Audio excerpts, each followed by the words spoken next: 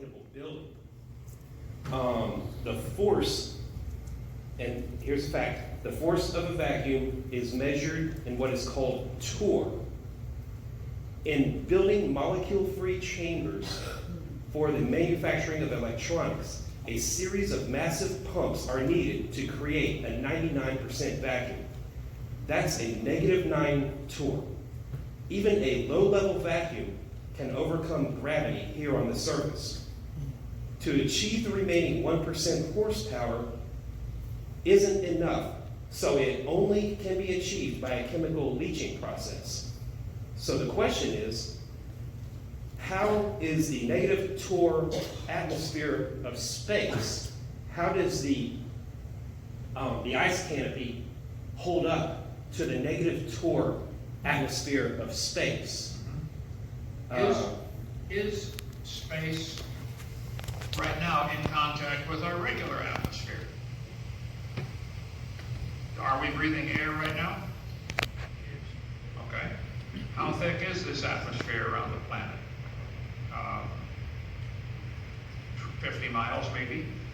The space shuttle has to go up about 50 or 60 miles to escape Earth's atmosphere. If it's going through any air molecules, it gets friction and slows it down. So they want to be beyond the atmosphere. The gravity, the vacuum of space, I don't know that it's down to 0 psi. But I know that the problem with all of the planets, the moon, for instance, is in contact with space, direct contact with space. Would this vacuum then start pulling pieces off the moon for the other planets? So I think there's a built-in flaw in the argument that you can't have a canopy over the Earth because it's in contact with outer space, the vacuum. I just simply disagree. I'll show you here. Where is that? No, right here. No. Keep in mind you need barometric pressure to hold the shape of the ice canopy. Well, if we assume gravity is attracting things toward the center, like if you drip a drop of water off of a faucet, it automatically forms into a ball. It instantly forms into a sphere because of two things, surface tension and internal gravitational attraction between all the molecules. It'll pull itself into a sphere as soon as it starts to drip. Anything in space would do that. It would pull itself into a sphere because of gravity. Gravity is toward the center. Here it is, 294, LPV 294, enter. Let's see. Let's take the biblical approach here and say, gravity can overcome the vacuum. Right, that's what I said. I covered this morning about the canopy theory. Dr. Ball here in Glen Rose, Texas, good friend of mine, I'm convinced he's exactly right. Some of the creationist groups, like Answers in Genesis, they do not believe there was a canopy overhead. Neither does Walt Brown, and also a good friend of mine. I think they're dead serious wrong. Let's see. Use the picture. Here we go. No. There. A canopy of ice, would it be pulled apart? Are you suggesting it would be pulled apart by the negativity of space? Yes.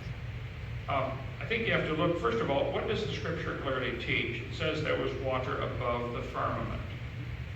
And we know from verse 20, the birds fly in the firmament. So I think we have pretty clear teaching of scripture. There was something above the atmosphere. Secondly, we have all the ancient Hebrew writings where they said, yes, there was ice above the atmosphere, 2 fingers, 3 fingers thick. So we have the ancient writings there. Thirdly, we have the scientific evidence on the planet of giant insect fossils. Something was different. They had to have greater air pressure. See, there's a phenomenon that happens, the surface to volume ratio. If I take a cube that's 1 inch by 1 inch by 1 inch, it has a volume of 1, but a surface area of 6. So if this is a bug trying to breathe through its skin, it's a 6-to-1 ratio. And I show all this someplace in my slides. I can't find it quickly now. If I double it from 1 inch to 2 inch. If I make a 2-inch cube, it is now 2 by 2 by 2, which is 8. It has 8 cubic inches of meat or volume, but if you figure it up, it's only got 24 square inches of surface. I just went from 6 to 1 to 3 to 1. The larger an animal gets, the less skin it has compared to its body volume. It's a surface area to volume ratio problem. So in order for insects to breathe as they get larger, there's a maximum. They simply cannot breathe beyond a certain size unless you increase air pressure or increase oxygen, or both.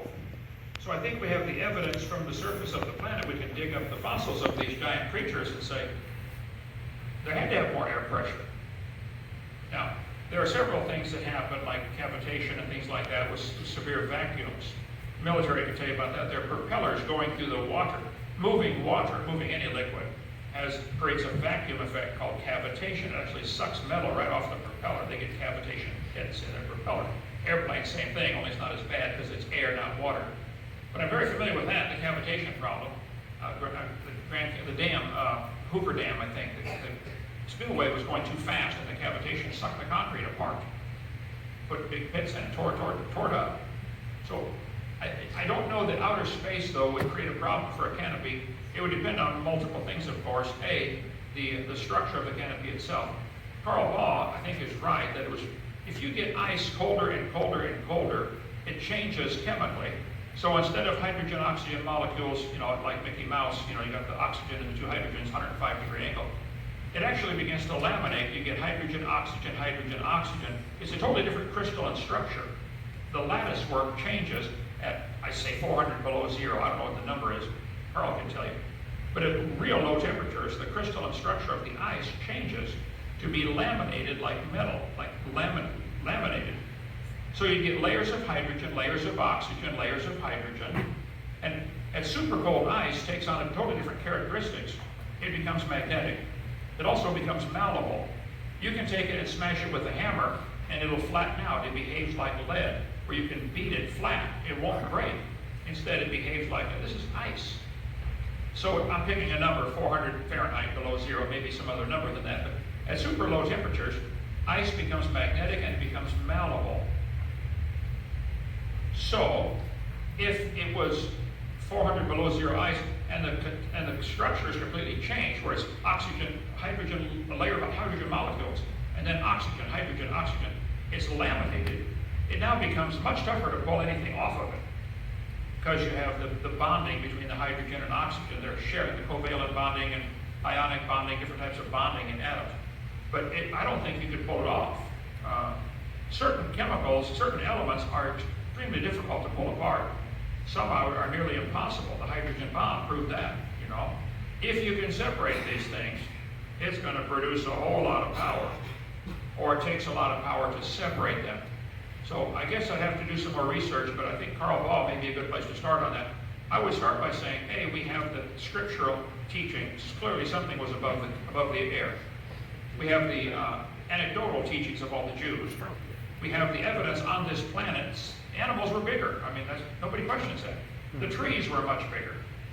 They would have trees have to breathe passively. Whatever comes by, they take it in. They can't suck it in with lungs like we do. They got to live passively.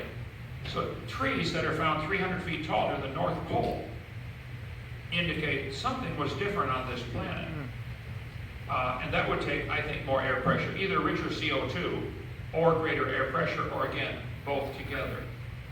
Then I would say, I'd have to have it proven to me that the vacuum of space would be enough to pull apart ice at low temperatures. Maybe normal ice it could pull apart, I can understand. But once it gets laminated with hydrogen, oxygen layers, I'm going to say I doubt it. You'd have to prove that to me. Okay? Other questions?